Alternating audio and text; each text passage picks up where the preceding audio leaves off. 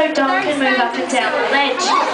Okay, so we do have 2 mangrove displays here in our rainforest section. We've got our larger, older display here, and the new one just behind you over there as well.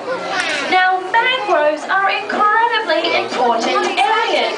Now, what makes them extremely important is firstly where we find them, which is where a river comes down and meets the ocean. So when you've got a river come down and meeting the ocean, you're getting a mixture of fresh water and salt water. So that makes brackish water.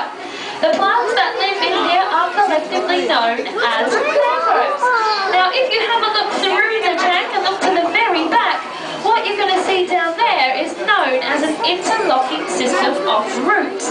Now, that root system there pretty much is one of the things that make mangroves so important. And that's because mangroves are found in tropical areas. When you get beautiful tropical areas, you also get not so lovely tropical storms. When those storms come through and hit the coast, that root system there will hold on to the land so you don't get a lot of erosion. Now also, most people aren't aware that coral reef fish come into a mangrove area to spawn. So the females will lay their eggs around that root system there and it'll act as a nursery. So when those young fish hatch, they can be protected there in the roots. Okay, now just to remind you again, just keep that ledge clear for us there because Doug now is going to make his way down. So you're just going to have to hop off the ledge for me. That's it. Okay, now mangroves don't also have just special plants, they also have special fish. The first fish which we're going to try and feed today, just watch your fingers again. Dom's coming through there, that's it, you have to stay there. The first fish that we're going to feed are our archer fish. Now these ones that have very flat grey backs, they have black spots along the side of their body. You can see a few of them just towards the middle there. Hopefully they are going to show you what they do.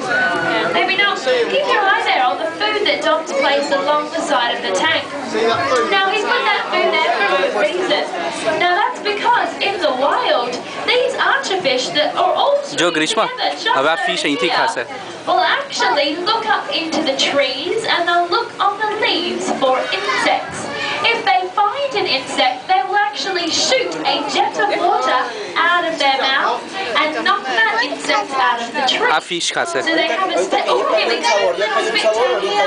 they have a special grip on their mouth. So they're not spitting saliva, they aren't just spitting water from the tank. So they shoot that jet of water up out of their mouth, knock that insect, and then they go and eat it. Now, it's all very well and good to spit for your food, but if all your mates are around, well, they might swim up and eat your insect. So they have another method of feeding, and that is to actually jump. So if you watch Dom's hand there, he's holding a lovely squid tentacle. Hopefully that will entice one of our archer fish to show you how well they jump. In the wild, they can jump up to 1.5 meters out of the water. Now, it's actually not so easy for these archer fish to do.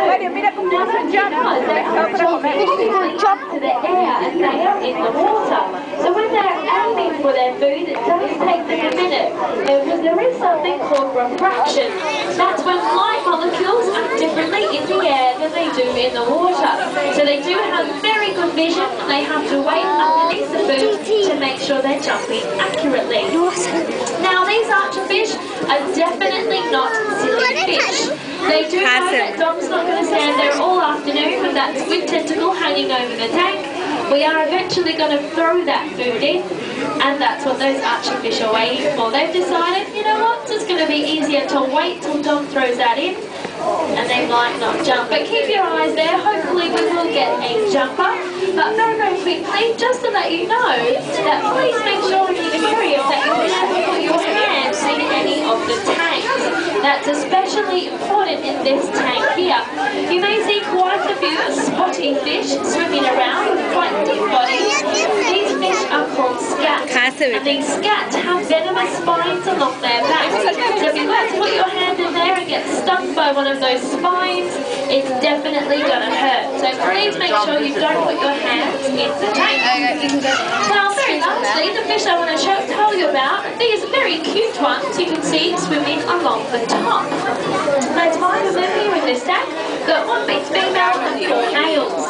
These very cute fish swimming along the top are called anableps. But they're also called 4-eyed fish because it sort of looks like they have 4 eyes. But they don't have 4 eyes, they only have 2 eyes.